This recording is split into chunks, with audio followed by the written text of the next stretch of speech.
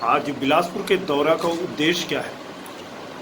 बिलासपुर में जिला युवा कांग्रेस की कार्यकारिणी की बैठक थी और इस बैठक में प्रदेश प्रभारी एकता ठाकुर और मैं शामिल हुए। यहाँ के कार्यकारी अध्यक्ष महेंद्र मोदी भी शामिल थे और हम सभी लोगों ने ये निर्णय लिया, एक प्रस्ताव पास किया कि यहाँ की कार्यकारिणी का विस्तार होगा और नई कार्यकारिणी यहाँ पे आएगी जिले में। दूसरी बात कि सरकार की जन कल्याणकारी योजनाओं को जन जन तक पहुँचाने के लिए युवा कांग्रेस ग्राम स्तर में युवाओं को पद देकर एक कमेटी बनाने जा रही है और केंद्र की सरकार जो लगातार महंगाई इस देश में बढ़ा रही है, चाहे पेट्रोल के दाम हो, डीजल के दाम हो, रसोई गैस के दाम हो, और जिस तरह से केंद्र सरकार का रवैया है कि उद्योगपतियों को फायदा पहुंचाया जाए और आम जेब के चूल्हे और जेब में आम लोगों के जेब और चूल्हे में डाका डाला जाए, तो इन सब विषयों पर चर्चा हुई। युवा कांग्रेस आने वाले समय में इस सारे मुद्दों पे और विषय पे कार्य करें। हम जानना चाह रहे हैं कि ये चुनाव मनोनीत होगा कि इलेक्टेड होगा? अभी जो हो रहा है वो काम के आधार पर, जो लोग पहले थे वो भी अच्छे जो काम करना चाहते हैं वो लोग रहेंगे। कई लोगों का जिला कांग्रेस कमेटी में प्रमोशन हो गया है और कई लोगों को यहाँ के जिला अध्यक्ष और जिला के प्रभारी उनके कार्यों के आधार पर आगे बढ़ाएंगे। रिव्यू होगा क्या, ऊपर से होगा कि नीचे से होगा? अब जिला तो प्रभारी जिला अध्यक्ष की जिम्मेदारी होती है रिव्यू करना, वो लोग रिव्यू नहीं, जानकारी तो भी मिल रही है कि प्रदेश से ही अध्यक्ष से परिवर्तन शुरू हो जाए वहाँ से। वो तो प्रोसेस है।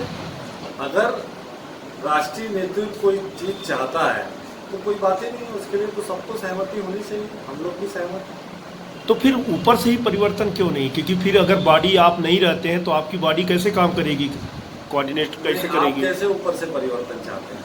भाई, जब प्रदेश परिवर्तन तो कार्यकारिणी में होना ही है, तो प्रदेश अध्यक्ष से शुरू हो रहा है कि नीचे से शुरू हो रहा है? अभी जिले ग्राम पंचायत, ब्लॉक, विधानसभा और जिले की कमेटी बनने जा रही है। अब ये बताएंगे कि एक बात आ रही है, तमाम संगठन चाह रहे हैं कि एग्ज़ाम ऑनलाइन हो, आपकी सरकार कहती है कि ऑफलाइन या ऑनलाइन के बीच में अभिभावकों का सहयोग चाहिए। हमारी सरकार का गाइडलाइन अभिभावकों और छात्रों की सहमति पे आधारित है और जो मांग कर रहे हैं, जैसा भी मांग कर रहे हैं, तो उस पर सरकार का जो भी निर्णय होगा वो छात्रों के हित में होगा और छात्रों के बेहतरी के लिए सरकार निर्णय।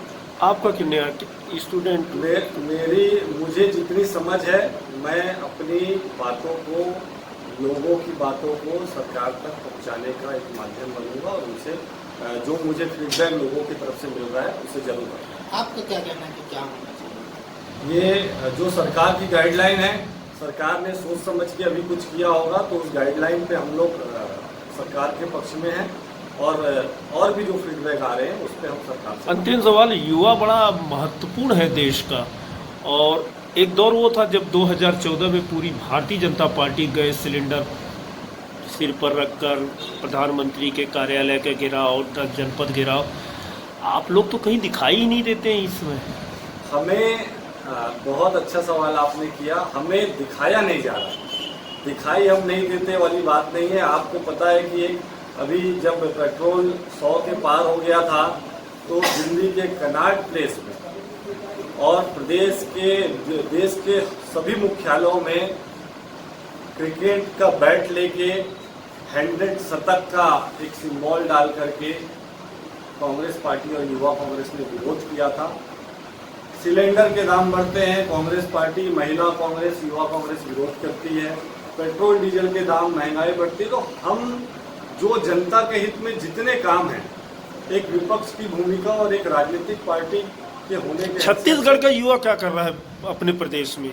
हमारे प्रदेश में दो स्थिति है। एक तो हमारी सरकार जो बहुत अच्छा जनता के लिए काम कर रही है, उस जन कल्याणकारी योजनाओं को जन जन तक पहुंचाना, ये हमारी जिम्मेदारी है। चाहे अपने बातों के माध्यम से या बयानों के माध्यम से या फिर सोशल मीडिया के माध्यम मैं से। गैस सिलेंडर की ही बात कर रहा हूँ कि छत्तीसगढ़ का युवा क्या कर रहा है। क्यों हम लोगों ने इतने प्रदर्शन किए हैं?